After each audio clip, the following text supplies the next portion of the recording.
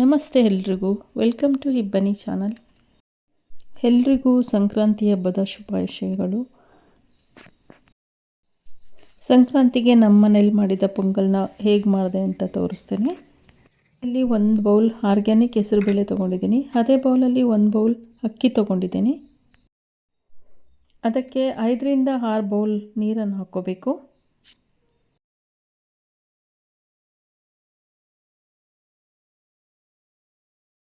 ಸ್ವಲ್ಪ ಸಾಲ್ಟ್ ಸೇರಿಸಿ 3 to 4 whistle ಹಾಕಿಸಿ.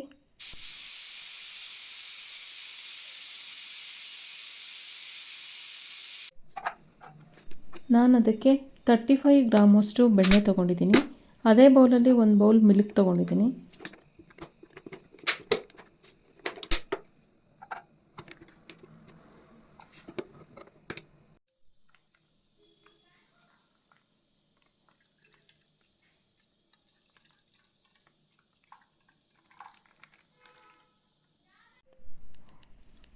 ಇದನ್ನು ಸ್ಮ್ಯಾಶ್ ಮಾಡ್ಕೊಂಡ್ಬಿಟ್ಟು ಬೆಣ್ಣೆ ಹಾಲನ್ನು ಸೇರಿಸಿ ಮಿಕ್ಸ್ ಮಾಡ್ತಾಯಿದ್ದೀನಿ.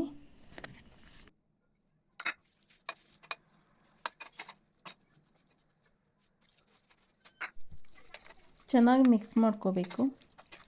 ಇದಕ್ಕೆ ಒಗ್ಗರಣೆಗೆ ಸ್ವಲ್ಪ ಶುಂಠಿ, ಮೆಣಸಿನ್ಕಾಯಿ, ಕರಿಬೇವು, ಮೆಣಸು, ಸಾಸಿವೆ, ಜೀರಿಗೆ ಮಿಕ್ಸ್ ಮಾಡಿ ತೊಗೊಂಡಿದ್ದೀನಿ. ಕಡಲೆಬೇಳೆ ಸ್ವಲ್ಪ, ಕೊತ್ತಂಬರಿ ಚಿಕ್ಕದಾಗಿ ಕಟ್ ಮಾಡಿ ಇಟ್ಕೋಬೇಕು. ಇವಾಗ ಒಗ್ಗರಣೆ ಮಾಡುವ. ಇಲ್ಲಿ ನಾನು ತುಪ್ಪ ಬಳಸ್ತಿದ್ದೇನೆ ಒಗ್ಗರಣೆಗೆ. ನಾನು ತೋರಿಸಿರೋ ಎಲ್ಲ ಇಂಗ್ರೀಡಿಯೆಂಟ್ಸ್ ಜೊತೆ ಒಗ್ಗರಣೆ ಮಾಡಿಕೊಂಡು ಆ ಮಿಶ್ರಣನ ಪೊಂಗಲ್ಗೆ ಆ್ಯಡ್ ಮಾಡಿ,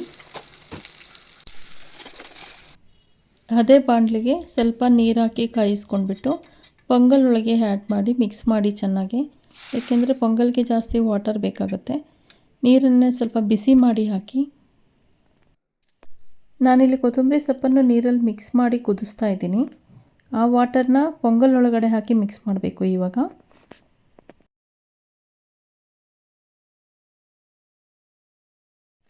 ಪೊಂಗಲ್ ಬೇಯಿಸ್ಕೊಳ್ಳುವಾಗ ಸ್ವಲ್ಪ ಉಪ್ಪು ಹಾಕಿದ್ದೆ. ಇವಾಗ ಎಷ್ಟು ಬೇಕಾಗುತ್ತೋ ಅಷ್ಟು ಉಪ್ಪು ಹಾಕಿ ಚೆನ್ನಾಗಿ ಮಿಕ್ಸ್ ಮಾಡಿ.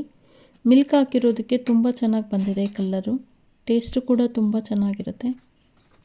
ಟ್ರೈ ಮಾಡಿ ಒಮ್ಮೆ. ಯಾವಾಗಲೂ ಬೇಕನ್ಸೋ ಈ ಪೊಂಗಲ್ನ ಈ ರೀತಿ ಮಾಡಿ ನೋಡಿ ಒಮ್ಮೆ. ಮಾರ್ನಿಂಗ್ ನಮ್ಮ ಮನೆ ಹಬ್ಬಕ್ಕೆ ಖಾರ ಪೊಂಗಲ್, ಸ್ವೀಟ್ ಪೊಂಗಲ್, ಗೆಣಸು, ಶೇಂಗಾ, ಅವರೆಬೇಳೆ ಇಷ್ಟಿತ್ತು. ನೈಟ್ ಮಾಡಿರೋ ಶೇಂಗಾ ಒಪ್ಪಟ್ಟು ರೆಸಿಪಿನ ನಾನು ಇನ್ನೊಂದು ವಿಡಿಯೋದಲ್ಲಿ ತಿಳಿಸ್ತೇನೆ. ಇಷ್ಟ ಆಗಿತ್ತು ನಮ್ಮ ಮನೆ ಹಬ್ಬದ special. Thank you for watching.